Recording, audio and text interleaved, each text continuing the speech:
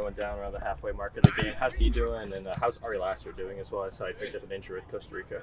Yeah, Anthony's out for 6 to 8 weeks. Lassiter's probably going to be out for 2 or 3 weeks. So obviously with John are out for the season as well, it leaves a bit of a hole on that left-hand side. So disappointing because Anthony was in incredible form. And Ari Lassiter's been a great depth signing for us, and obviously he was away with the Gold Cup and he really wanted to make his mark in the Gold Cup for Costa Rica with the World Cup coming up in a year's time. So we're disappointed.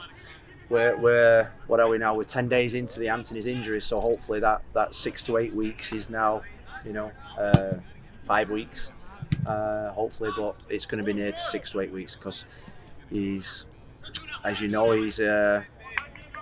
his game's built on speed and that sort of like acceleration at top speed, and with hamstring injuries with those types of players, you've got to take it. You've got to be safe. You got to shave. Oh, thank nice. you. Well done. Well, going off of that, obviously the bigger news prior to the start of this break was Jonathan Rodriguez going on season-ending injury. Yeah. And now with Anthony's injury, how does that affect your plans in the transfer market? No, I think probably before the Anthony injury and the Lassiter injury, and not the Jonathan injury, but once we'd heard about Jonathan, it's not changed really. We know what we want. We need 2 to 3 starting level players. There is obviously a spot there for a DP level player, which we're really looking hard at. The recruitment team are doing some great work. We've got some good options, and it's now about finding the right options with the right profile. I think that's really important. We have a group that's hungry. We have a group that are really together, and we want to bring somebody in here that's going to add to that group. And I think the remit is that if we don't find the player that's going to come in and improve them, we're going to go with the players that we've got, because we've got an outstanding team, an outstanding group. We feel as if we're close to where we want to be, and I think now it's adding that maybe 2, maybe maximum 3 players to really become starters in the team, not just to come in and give us depth. When your opponent's playing midweek and you aren't, how do you take in that game as a coaching staff? Do you guys watch as a group? Do you kind of consume it the next day? Yeah, I think you have to watch. I think because of the Club World Cup, I think the Toronto game against LAFC was cancelled, so it was a missed opportunity to watch them play. We'll obviously be watching them. They've got a tough game against New York Red Bulls. We play New York Red Bulls soon, so it's a good opportunity to watch Toronto. We know it's going to be a tough game. When you get into the second half of the season, it almost as if the pressure and the expectation levels start ramping up, because they'll be chasing points to improve their position in the league, and we after not probably playing Wednesday, we'll have to probably catch the guys in and around us. So we're looking forward to getting back out there. The break came at just the right time. I think everyone's looked really refreshed and bright, and now the most important part of the season starts. We were just talking with Felipe about just kind of his change of role from last year, when he was getting a lot of playing time, to balancing it this year with Kevin. And I'm just curious, what has been your impression of the way that Felipe has kind of approached this year and produced, and just played kind of in this different role? Yeah, he's one of the most important parts of our team. I've got to say that is the work he does both on and off the pitch. The acceptance of what he's the role this season has been outstanding in terms of his professionalism. It's been difficult for both of them. Like I say, they both deserve to start, and that rotation has really worked. And I think they know it's worked, and they understand the fact that it works, but they don't like it. And Pipe being the senior player and someone that was a big part of the success last year, I think at times has had to really, really focus on his positivity, because he wants to play in every single game. And we spoke to them the other day, and we give them a lot of sort of like positive in terms of their roles within the team, whether they start or whether they come on.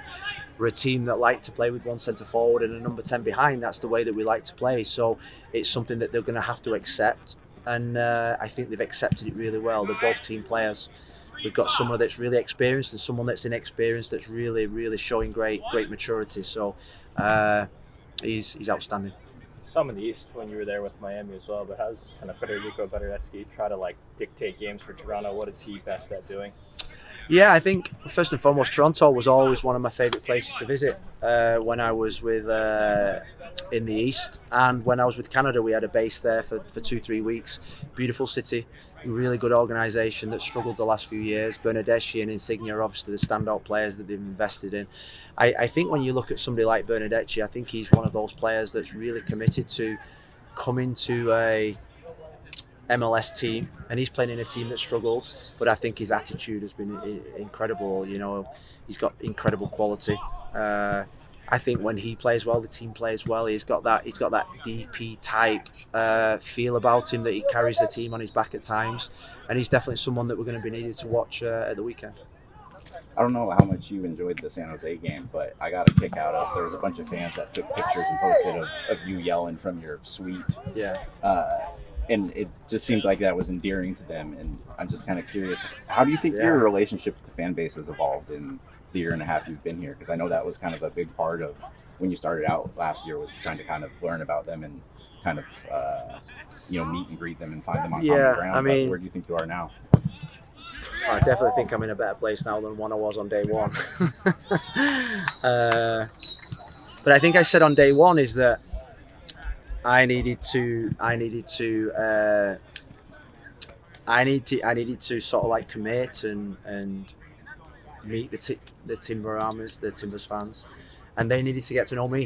And I think what I feel, and I feel it on the streets, I feel it in every shop I go in, I feel it downtown, I feel it in the stadiums, particularly on match days, is that I feel as if we've got an incredible bond at this moment in time. I think the words and the communication that they give to me is that they're incredibly excited about the way that the team are playing, about some of the players that we've got in our team. Their support is definitely an extra person on the pitch for us.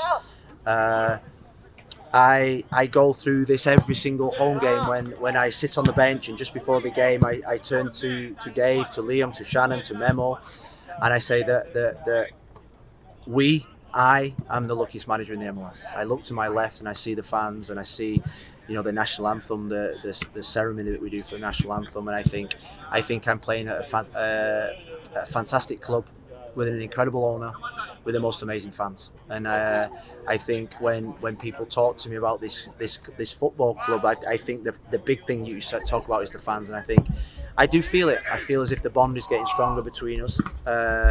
The incident where the cameras caught me, I was actually ordering some popcorn off the. No, it was. I didn't like it being up there. I felt detached from it all.